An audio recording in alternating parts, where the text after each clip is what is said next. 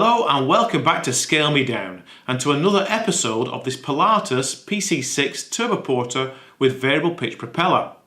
Please like and subscribe to support the channel. In the last episode we'd finished most of the modifications on both the wings and the fuselage, and it's now time to start recovering the airframe, and then at least it will start looking like an aeroplane again. And we're going to use this covering film from Hobby King, which we used back in episode 2. It's not the easiest of coverings to use, but it does work, and to help I've started by sanding the airframe lightly and applying balsa lock to help the edges stick down. So let's get started. The job starts by cutting a piece of covering off the roll, a bit oversized all the way round.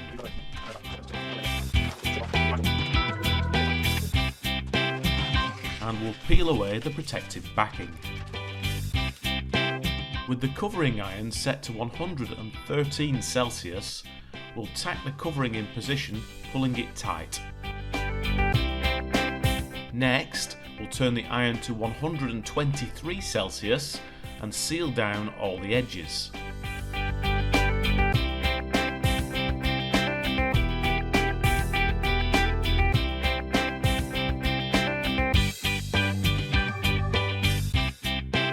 We'll pay particular attention to hatches and this tunnel and such. Now we'll set the iron to 133 Celsius for shrinking the covering. A bit like that. And I've put the landing gear back on so that we don't punch holes in the bottom of the covering. And obviously there's a final livery to come, but that'll come soon. At least now we can bolt bits back on using thread lock because they can stay on. And from here we're going to move on to covering the wings. So here we have the bottom of the wings covered with our flush mounted servo access doors, looking nice and neat. Now before we cover the tops of the wings, while we have access to all the wiring, I will now lengthen all these wires and connect them up to a plug like this that matches the socket at the wing root in the fuselage. As well as the flaps and ailerons, I've also got some wingtip lights, so we'll put the wiring in for that, and I can't wait to show you these powered up.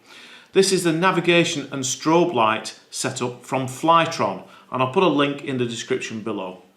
And in preparation, I've also reinforced the inside of the plastic wingtip mouldings using some thin fiberglass wetted out with thin CA.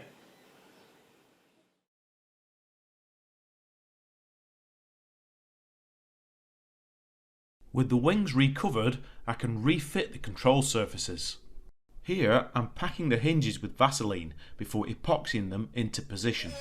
Next I will drill and fit hinge pins using cocktail sticks and epoxy. If you recall in the last episode, Mark and I had made some changes to the pitch change mechanism, changing the inner rod for 4mm silver steel. Here Mark is boring out the motor shaft to 4.1mm. I can also now reassemble the motor along with its mount back onto the front of the aircraft. If you recall, back in episode 5 we had a problem with the propeller hub slipping on the motor shaft, and my friend Mark had machined flats on the motor shaft with his mill. However, I need to check if the blade grip bolts bottom out on these flats at the bottoms of the bolts rather than the shoulders, as shown here. So to do that, here I'm colouring a flat with permanent marker pen, and then tightening the blade grip bolt into position, and then removing that bolt to see if it's left a mark scratched into the marker pen ink.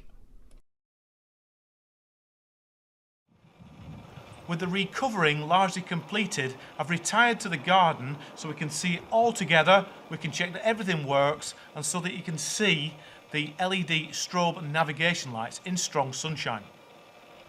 Before I can go ahead and refit the tail wheel and wingtip blocks, however, it needs its final livery. So let's go and do that next. I also need to remove these LEDs from their circuit boards and extend the wires so they fit right in the wingtip. Back in episode 3, we damaged the fuselage and windscreen when one of the propeller blades failed during testing. And it's now time to make a new windscreen.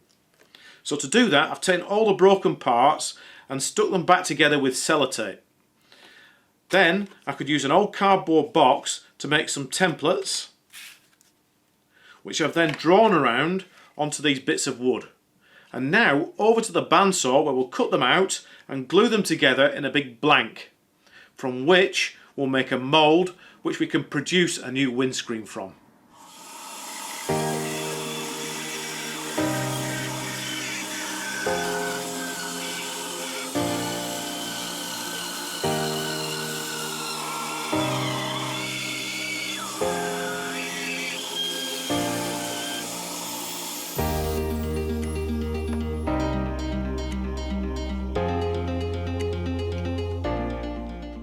I glued the parts together with sandable aliphatic resin before drawing round the cardboard templates.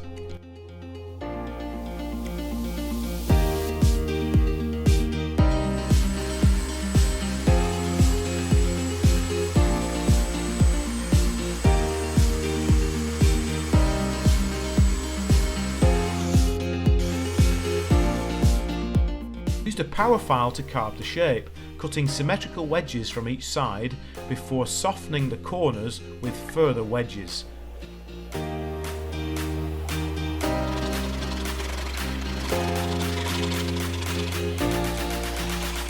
I finalised the shape with the permagrip block, checking it regularly with the original canopy.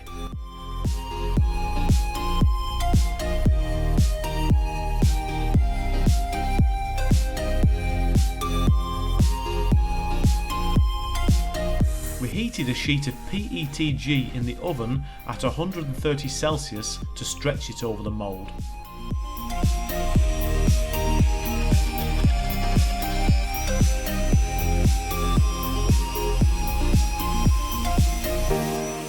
I trimmed and sanded away the excess before peeling off the protective backing.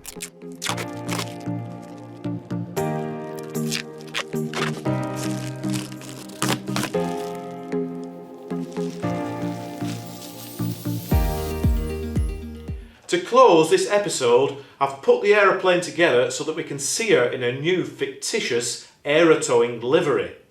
And I've chosen a bright scheme with high contrast, dark undersurfaces for orientation at distance, which is very important for aerotowing.